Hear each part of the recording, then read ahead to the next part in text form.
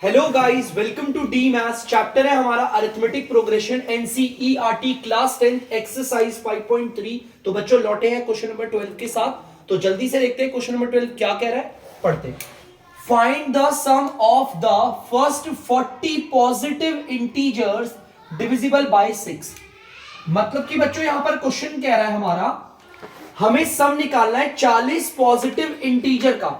Positive integer होने चाहिए, ध्यान रखना, ठीक है। और आपके 40 पॉजिटिव इंटीजर का आपको सम निकालना है जो 6 से डिवाइड हो जाएंगे। तो पहले एपी तैयार करते हैं। एपी में मुझे पहले टर्म पे वो नंबर रखना है जो पॉजिटिव हो। देखो पॉजिटिव नंबर कहां से शुरू होते हैं, जीरो के राइट से शुरू होते हैं। आपने अगर इंटीजर देखा होगा तो इंटीजर में हमारे बताते हैं यहां पर नंबर लाइन पे जीरो है, जीरो के राइट पे से शुरू होते हैं आपके पॉजिटिव इंटीजर और लेफ्ट पे होते हैं नेगेटिव। हमें पॉजिटिव देखने है ना, तो हम इस साइड पे चलेंगे 1 2 3 4 5 6। पहला हमारा 6 ही नंबर है ना, जो हमारा किस में आएगा, हमारा 6 से डिवाइड हो जाएगा। तो चलिए 6 ले लेते हैं। फिर सेकंड टर्म पे कौन सा नंबर आएगा जो अगला होगा, आपको पता है 12 होगा।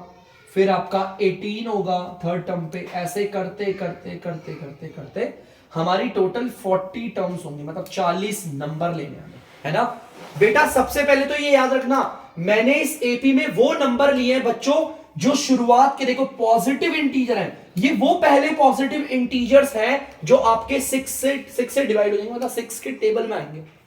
हालांकि नेगेटिव नंबर्स भी हैं, लेकिन उसने पॉजिटिव इंटीजर लेने को कहा है, ठीक है। तो पॉजिटिव इंटीजर के लिए पहले 6 ले लिया, उसके बाद 6 का गैप बना के चलूंगा ताकि नंबर वही आए जो 6 के टेबल में कट जाते हैं। अब यहां पर 40 टर्म पे कौन आएगा, बड़ा दिक्कत है सर, यहां पर 40 टर्म पे क्या आएगा आप बता दीजिए। तो निकाल लेते हैं 40 टर्म पे क्या है। वैसे तो आप इसे डायरेक्ट भी निकाल सकते हैं, लेकिन मैं फिर भी निकालना सिखा देता हूं। यहां से ही हो जाएगा, देखो 6 के टेबल में 1 बारी पे 6 ही आता है, 6 के टेबल में 2 बारी पे 12 आता है, 6 के टेबल में 3 बारी में 18 आता है। उसी तरह 6 के टेबल में 40 बारी पे 240 आएगा, है ना। आप ऐसे भी तैयार कर सकते हो, ठीक है। लेकिन मैं 40 टर्म निकालना आपको पता ही है कैसे निकालोगे, a प्लस 30 ठीक है। लेकिन आप चाहो तो आप निकाल लो या तो डायरेक्ट लिख, मैं डायरेक्ट लिख देता हूं, चलो कोई बात। देखो मैंने कैसे किया, ध्यान सुना। 6 के टेबल में 1 बारी पे 6, 2 बारी पे 12, 3 बारी पे 18, तो 40 बारी पे 640 आएगा, ठीक है। और अगर किसी को ये समझ में नहीं आया सर आपने 40th टर्म पे ये कैसे लिख दिया, तो आप निकाल लेना यार। 40th टर्म का फॉर्मूला क्या होता है, a प्लस 39d। सिंपल आप निकालना। फर्स्ट टर्म है, कॉमन डिफरेंस आपको पता है, सबके बीच का गैप 6 चल रहा है, ठीक है। तो बच्चों ये शुरुआत के 40 नंबर हैं आपके जो 6 के टेबल में आते हैं। मुझे इन सब का सम निकालना है, तो यहां पर आपको पता होना चाहिए मुझे सम ऑफ 40th टर्म निकालना है। तो बच्चों इसका फॉर्मूला आपको पता होगा, n/2। देखो वैसे तो ये होता है n/2 होता है, मैं 40/2 लिख रहा हूं ब्रैकेट में a प्लस 40th टर्म। मैंने डायरेक्ट फॉर्मूले में वैल्यूज भी पुट कर दी। अब मैंने ये वाला फॉर्मूला क्यों पुट किया, n/2 ब्रैकेट में 2a प्लस n-1d क्यों नहीं करा, क्योंकि बच्चों जॉनसी टर्म तक का सम निकालना है, वो वाली टर्म मेरे पास है। मुझे 40th टर्म का सम निकालना है और 40 टर्म मेरे पास है। तो चलिए इसे सॉल्व करते हैं। 40/2, a का मतलब होता है फर्स्ट टर्म जो कि 6 है, प्लस 40th टर्म आपकी 240 है, ये एज इट इज। आप अगर इन्हें जोड़ोगे तो 246 आएगा बच्चों। आप चाहो तो काट सकते हैं इन्हें, ये 2 के टेबल से 1 बारी पे, और ये 2 के टेबल से 3, और ये 2, और ये 1 बारी पे। बच्चों मैं 2 को ना इससे भी काट सकता था, आप जिस मर्जी से काटो कोई प्रॉब्लम नहीं है, ठीक है। ब्रैकेट देखो 1 की कोई वैल्यू नहीं, ब्रैकेट के बाहर वाला अंदर वालों से मल्टीप्लाई होगा। 4 3 12, 4 2 8 1 9, 4 1 4 1 20, 4 9 2 0, ठीक है। तो बच्चों ध्यान से सुनना, 40 को 123 से मल्टीप्लाई करा तो 4920 आ गया आपका। इसका मतलब ये वो शुरुआत के 40, शुरुआत के बोल रहा हूं बच्चों फिर से, क्योंकि उसने बोला फर्स्ट 40 पॉजिटिव इंटीजर, ये वो शुरुआत के 40 पॉजिटिव इंटीजर है जो 6 के टेबल में आते हैं। और मैंने इन सब को जोड़कर इन 40 के 40 नंबरों को जोड़ा तो आपका 4920 आ रहा है। एक चीज याद रखना बच्चों, आपके गवर्नमेंट जॉब के एग्जाम में एपी काफी ज्यादा पूछा जाता है। जो 10th की बेस पे गवर्नमेंट जॉब के एग्जाम होते हैं उस पे एपी काफी ज्यादा पूछा जाता है, और सबसे ज्यादा क्वेश्चन आते हैं सम ऑफ वाले पे। तो बच्चों आपको नॉर्मल सी आपको ना एक ना सिचुएशन दे दी जाएगी, आपको पहचानना है कि सिचुएशन में यहां पर सम ऑफ ये वाला लग रहा है, और आपको काफी टाइम बाद जब आप 11 12 पढ़ोगे मैथ्स तो आपको एक्सपीरियंस हो जाएगा, क्योंकि 11th में भी आपको पढ़ना है एपी, जो कि अरिथमेटिक प्रोग्रेशन भी है, ज्योमेट्रिक प्रोग्रेशन भी है और हार्मोनिक प्रोग्रेशन भी है। तो वो तो चलो क्लास 11th का इशू है, पहले आप लोग जल्दी से कर लीजिए। तो बच्चों आप लोग देख सकते हैं क्वेश्चन नंबर 13, देखिए क्या कह रहा है, find the sum of the first 15 multiples of 8। बच्चों अब हमें शुरुआत के 15 ऐसे नंबरों का सम निकालना है जो 88 के मल्टीपल होते हैं, मतलब 8 के टेबल में आते हैं। तो मैं एपी वही लूंगा, वो शुरुआत के नंबर लूंगा बच्चों, वो 15 नंबर, कितने लूंगा, 15 नंबर लूंगा जो 8 के टेबल में आते हैं। पहला तो खुद 8 है, फर्स्ट टर्म में आ गया। दूसरा होगा बच्चों सेकंड टर्म पे 8 के टेबल में 2 बारी पे 16, तीसरी टर्म पे ले लेता हूं आपका 24, और ऐसे करते करते करते करते हमें कितनी टर्म लेनी है, 15 टर्म लेनी है, 15 टर्म।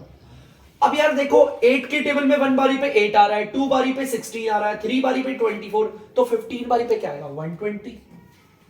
ठीक है, सिंपल है, मल्टीप्लाई करके निकाल दिया, 8 3 24, तो 8 15 जाओ 120 होता है। ठीक है, आप लोग नहीं तो निकाल लीजिएगा, 15th टर्म का फॉर्मूला होता है a+14d, सिंपल निकाल सकते हैं। ठीक है, अब मुझे इन 15 के 15 बच्चों, इस एपी में मैंने जो ये नंबर लिखे हैं ये वो शुरुआत के 15 नंबर हैं जो 8 के मल्टीपल से, मतलब 8 के टेबल में आते हैं, यहीं से 8 का टेबल स्टार्ट होता है।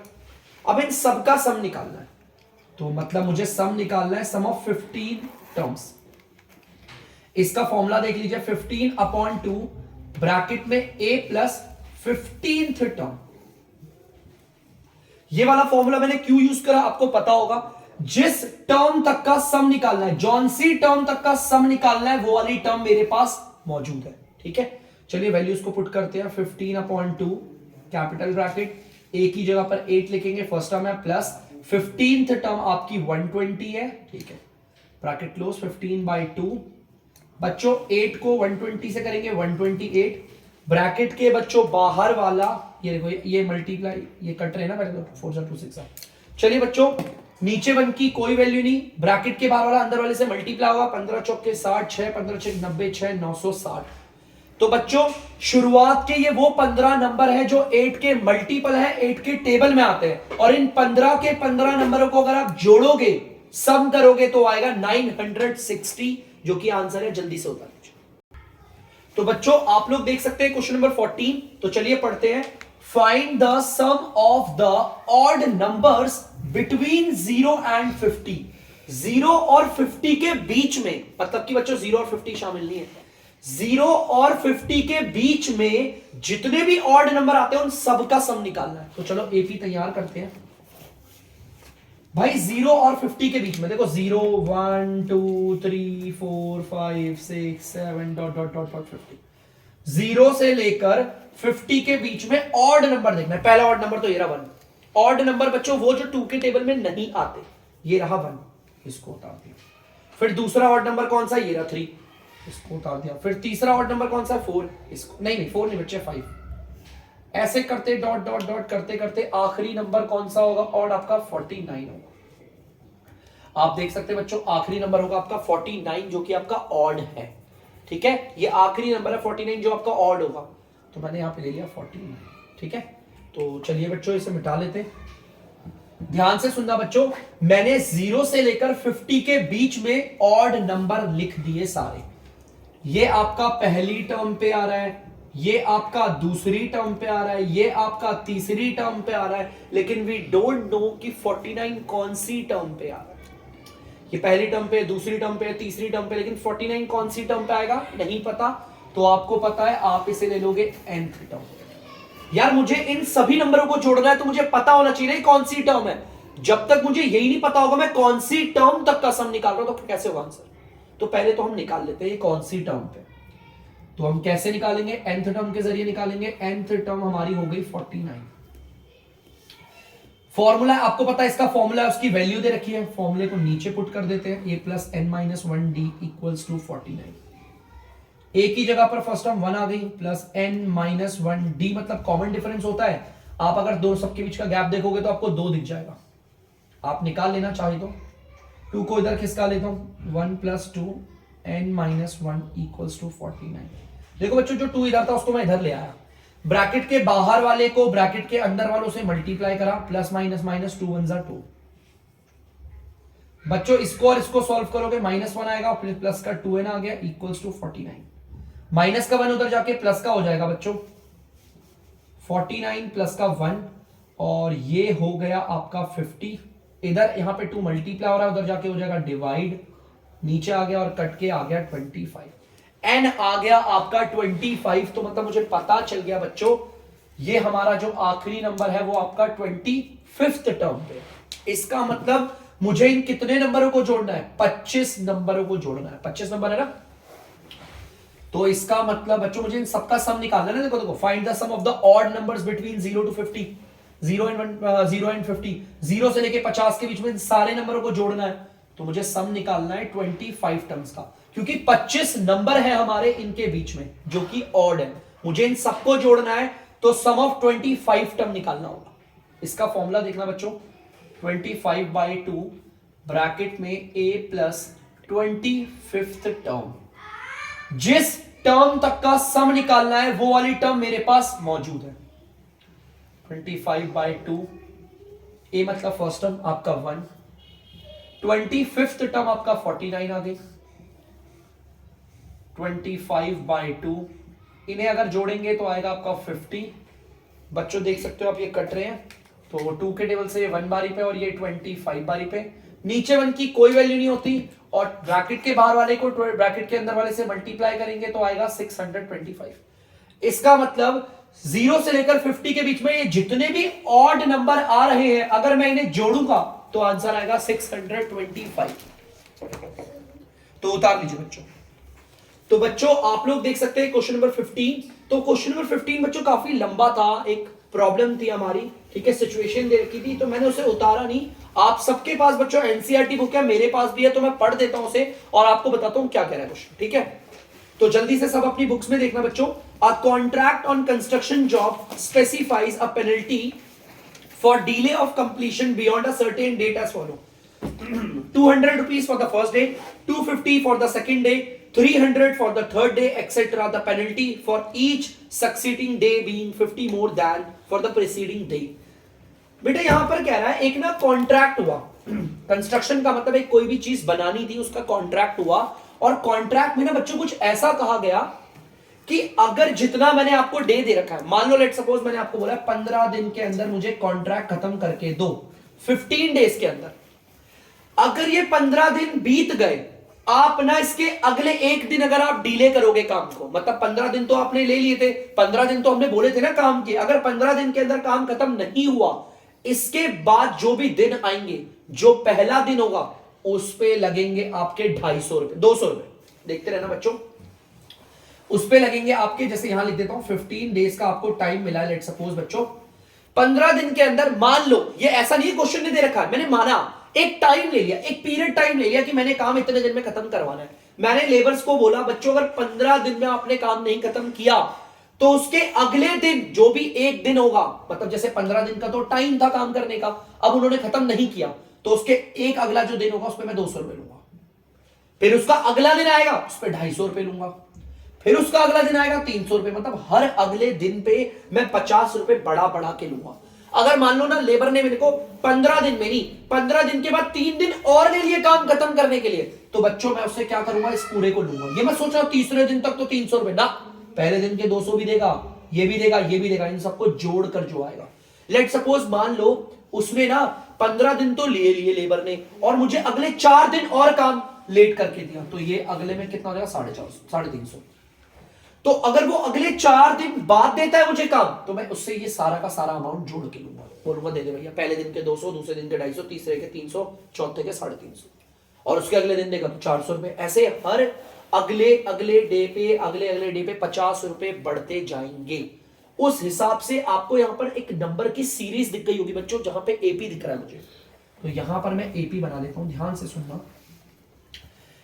पहले आ गया 200 पहले दिन पे, फर्स्ट डे पे, अगर डीले के बाद पहला जो दिन होगा, टाइम पीरियड खत्म होने के बाद जो पहला दिन होगा उस पे 200 रुपए देने हैं, फिर जो दूसरा दिन होगा उस पे देने हैं 250, फिर जो तीसरा दिन होगा उस पे देने हैं आपके 300। ऐसे करते करते चलता रहेगा, चलता रहेगा, चलता रहेगा। क्वेश्चन कह रहा है लेट सपोज, मान लो आपके काम पूरा खत्म, टाइम पीरियड जो था ना उसके खत्म होने के बाद आपके 30 दिन बाद काम दे रहा है, वो आपको 30 दिन बाद काम दे रहा है, 30 दिन बाद दे रहा है, तो आप उससे कितने रुपए लोगे? मतलब 15 दिन का तो काम था, 15 दिन तो उसने ले लिया टाइम पीरियड, इसके अलावा वो मुझे 30 डेज बाद दे रहा है वर्क पूरा करके, मतलब 30 दिन आपके डीले है, ये डीले वाला टाइम है 30 दिन। तो लगा लो एक दिन की पेनल्टी 200, दूसरे दिन की 250, सिर्फ तीसरे दिन की 300, ऐसे करते करते मुझे 30 दिन की जब पूरी पेनल्टी जो मैं उससे लूंगा डीले का, ये डीले का टाइम का चार्ज दूंगा तो कितना लूंगा? मतलब कि ये 30 दिन तक जो मैं उससे डीले की पेनल्टी ले रहा हूं ये कितनी होगी, मुझे ये निकालना। मतलब कि मेरा टाइम पीरियड खत्म होने के बाद जो भी लेबर है, कंस्ट्रक्शन का काम हो रहा है, वो 30 दिन डीले करके दे रहा है काम, तो मैं 30 के 30 दिन की पेनल्टी लूंगा ना जोड़ के। तो एक तरीके से देख लो, मुझे सम ऑफ 30 टर्म निकालना है, ठीक है। तो बच्चों ध्यान से समझना, आना क्वेश्चन आना चाहिए आपके। ये वर्ड प्रॉब्लम है, बहुत ही सिंपल थी, कंस्ट्रक्शन का काम था, एक पीरियड ऑफ टाइम दे रखा था, उसके बाद जब भी आप डीले करोगे, एक दिन के लिए डीले करोगे तो 200 रुपए दोगे, दूसरे दिन के लिए डीले हो जाएगा तो 250 रुपए भी देने पड़ेंगे, तीसरे दिन के लिए डीले हो गया ये तीनों देने पड़ेंगे, चौथे दिन के लिए डीले हो गया तो चारों दिन की, और अगर 30 दिन तक डीले किया तो 30 के 30 दिन की पेनल्टी, और वो 30 के 30 दिन की पेनल्टी कितनी होगी, उसके लिए बच्चों हमें निकालना है सम ऑफ 30 टर्म। ये निकालना है ना, ऐसी तो निकलेगा 30 के 30 दिन की पेनल्टी, ठीक है। तो चलो देखते हैं 30 दिन की पेनल्टी। फॉर्मूला होगा 30/2 ब्रैकेट में a प्लस 30th टर्म। अब बहुत बच्चे बोलेंगे सर ये कैसे कर दिया आपने, 30 तक निकाल लूंगा ना, कोई दिक्कत नहीं, निकाल लेते हैं, ये फॉर्मूला इसलिए लगा। तो निकालते हैं बच्चों 30th टर्म को। 30th टर्म का फॉर्मूला होता है a प्लस 29d। ए आपका 200 है प्लस 29, और कॉमन डिफरेंस आपका कितना है बच्चों, गैप कितना है 50 का चल रहा है, 200 5 3 45 1450, तो इसे करोगे तो ये आ गया 1650। 30/2 फर्स्ट टर्म आपकी 200 प्लस 30th टर्म हमारी 1650 आ गई, निकाल देता हूं 1650 30th टर्म, ठीक है। मतलब कि जो 30वां दिन होगा अगर उसने लेट करा उसके लिए तो सिर्फ 1650, मतलब सिर्फ 30वें दिन की, और पूरा लूंगा 30 के 30 दिन की पेनल्टी, सिर्फ 30 डे वाले की पेनल्टी इतनी है, बाकी अगर 30 दिन तक काम डीले किया ना तो 30 के 30 दिन की पेनल्टी दे रहा हूं, बेचारा गया। 30/2 आप अगर इन्हें जोड़ोगे तो 1850 आएगा बच्चों, ठीक है। और अगर हम इन्हें काट देते हैं बच्चों, देखो ध्यान से, ये आ गया आपका 25 925, ठीक है। और 925 को अगर आप इसे करोगे 3 5 15 3 2 6 6 3 27 और 1 0, 27,750। मतलब कि अगर इस लेबर ने या जो भी ये काम करने वाला बंदा है, अगर इसने टाइम पीरियड के बाद 30 दिन डिले कर दिया काम को, तो 30 के 30 दिन की पेनल्टी देगा, जो कि इतने रुपए लगेगी। और ये शायद आप लोगों के साथ भी होता है, आप लोग अगर ध्यान दो तो आप लोग लोन लेते हो, ध्यान से सुनना बच्चों, आप सब लोग लोन लेते हो, आपके पेरेंट्स लोन लेते हैं, लोन लेते हुए आपको बोला जाता है कि सर आपका टाइम पीरियड है, आप 30 दिन के अंदर पैसा लौटा देना, नहीं तो 31वें दिन पे आपको 200 रुपए या फिर 100 रुपए देने पड़ेंगे, 32वें दिन पर आपको 200, 33वें दिन पर आपको 300, ऐसे करते करते करते करते अब आप लगा सकते हो कि आप एपी बन गया, आपके लिए एक और एक क्वेश्चन तैयार हो गया। और आप पता कर सकते हो कि अगर 30 दिन के टाइम पीरियड के बाद अगर आपने 15 और दिन ले लिए तो आपको उसे कितने दिन, 15 दिन की पेनल्टी देनी पड़ेगी, सिर्फ 15वें दिन की नहीं, टोटल 15 दिन की पेनल्टी देनी पड़ेगी, समझे। तो इस चीज को बहुत फोकस पे रखना है, बहुत काम आता है एपी हमारी नॉर्मल लाइफ में, तो जल्दी से इसे कर लीजिए। तो बच्चों आप लोग देख सकते हैं क्वेश्चन नंबर 16, देखते हैं क्या कह रहा है। A sum of ₹700 is to be used to give 7 cash prizes to student of a school for their overall academic performance। बच्चों इसका मतलब है हमारे पास 700 रुपए की राशि है, जो कि बच्चों हम बांट रहे हैं 7 प्राइजेस के तौर पे। मतलब कि 700 रुपए पड़े हैं, हमने उसके लिए 7 प्राइजेस बना दिए, कुछ अलग अलग अमाउंट्स के होंगे, ठीक है। और स्टूडेंट्स को बांट रहे हैं जिनकी एकेडमिक परफॉर्मेंस अच्छी है। माने कि पूरे के पूरे स्कूल में जो भी परफॉर्मेंस 7 बच्चों की अच्छी होगी उनको 7 कैश प्राइज मिल रहा है, मतलब पैसा। और सबको मिलाकर जो भी 7 प्राइजेस हैं उन 7 के 7 बच्चों को कुछ भी अमाउंट मिले, पहले वाले को कुछ अलग प्राइस मिल रहा है, सेकंड वाले को अलग, तीसरे वाले को अलग, लेकिन सबको जोड़ूंगा तो 700 आएगा। ठीक है। If each price is ₹20 less than it's preceding price, मतलब पहले वाले को जो भी प्राइस मिले दूसरे वाले को जो प्राइस मिलेगा वो उससे 20 कम होगा। मान लो जैसे पहले वाले को 80 रुपए दे दिया, मान लो लेट सपोज पहले वाले लड़के को बोला 80 रुपए आपका प्राइस है, तो दूसरे वाले को देंगे 60, 20 कम करके देंगे, फिर उसके अगले वाले को इसमें 20 कम कर देंगे, 40 ऐसे करके देंगे। ठीक है। तो हमें तो पता नहीं ना कितने कितने बांट रहे हैं। वो कह रहा है find the value of each of the prices. ठीक है बच्चों, एपी तैयार करते हैं। एपी में बच्चों पहले प्राइस पे कौन आ रहा है नहीं पता, दूसरा प्राइस कितना है नहीं पता, तीसरा नहीं पता, चौथा नहीं पता, पांचवा, छठा और ये सातवां। मुझे नहीं पता कि यहां पर पहले स्थान वाले को क्या प्राइस दिया जा रहा है, दूसरे वाले को, तीसरे, चौथे, पांचवे, छठे, सातवें, लेकिन मैं एक चीज जानता हूं, इनके बीच का अगर आप गैप देखोगे, ध्यान सुनना, इनके बीच का गैप, तो बच्चों ध्यान से सुनना, वो आएगा माइनस का 20, माइनस का 20 आएगा। देखो ध्यान से, मैं एग्जांपल के जरिए समझाता हूं। मुझे नहीं पता पहले वाले को क्या प्राइस मिल रहा है, लेट सपोज मैंने बोल दिया 200, तो दूसरे वाले को क्या प्राइस मिलेगा 180 रुपए, क्योंकि बोला ना 20 रुपए कम करके देंगे अगले वाले को। इसके अगले वाले को कितना मिलेगा 160। अब मान लो मुझे कॉमन डिफरेंस है, तो ये एपी 20-20 के गैप में कम हो रहा है। अब मुझे अगर इसमें कॉमन डिफरेंस निकालना है, लेट सपोज कॉमन डिफरेंस निकालना है, तो कॉमन डिफरेंस के लिए क्या करते हैं, second term minus first term, कोई भी दो लगातार टर्म को माइनस करते हैं, लेकिन बड़ी टर्म को रखते हैं पहले, छोटी टर्म को रखते हैं बाद में। सेकंड टर्म आपकी 180 है, माइनस फर्स्ट टर्म आपकी 200 है, तो माइनस का 20 ही आ रहा है ना। वैसे यहां पर कोई वैल्यूज नहीं है, लेकिन मैंने अपने हिसाब से अनुमान लगा लिया, कोई भी नंबर ले लो उसका अगला वाला नंबर 20 कम होता हुआ जाएगा, तो कॉमन डिफरेंस -20 आएगा। ये चीज समझना, ठीक है। जरूरी नहीं 200 ले लो, आप कोई और ले लो, मैं 500 ले लेता हूं एकदम, तो अगला कितना होगा 480। अब अगर 480 में से भी 500 जाएगा तो माइनस का 20 तो आएगा। ठीक है, तो कॉमन डिफरेंस -20, मैं डायरेक्ट लिख रहा हूं यहां पर, मैं डायरेक्ट लिख देता हूं, कॉमन डिफरेंस हमारा क्या है माइनस का 20।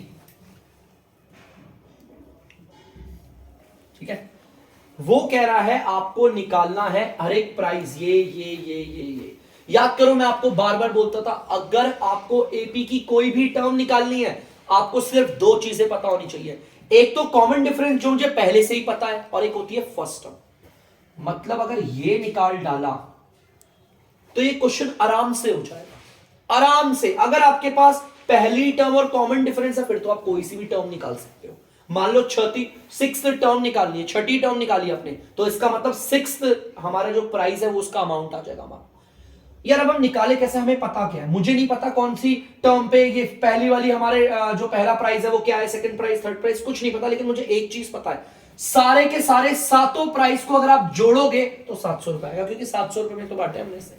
तो मतलब मुझे सम ऑफ 7 टर्म पता है जो कि 700 है ना।